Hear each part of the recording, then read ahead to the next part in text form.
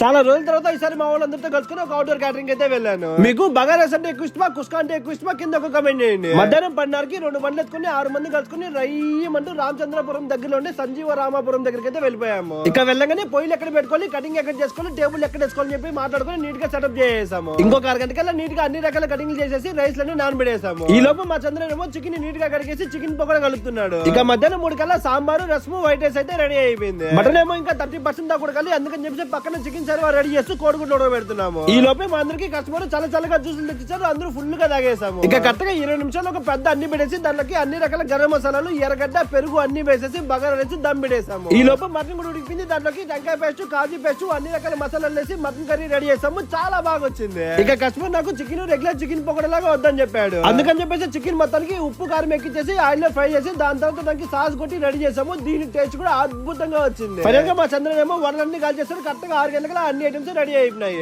ఇక పక్కనే పచ్చని పొలాలంటే అలా వెళ్ళేసి ఒక చెరుకు, ఒక రామాపళ్ళం తినేసి వచ్చాము. ఇక ఫంక్షన్ కు స్టార్ట్ అయిపోయింది. మేము కూడా వెళ్ళి అలా ఒక 2 ఫోటోలు తీసుకుని కడుపు నిండా అన్నం తినేసి కస్టమర్ కి టాటా బాయ్ బాయ్ చెప్పేసి తిరుపతికి వచ్చేసాం.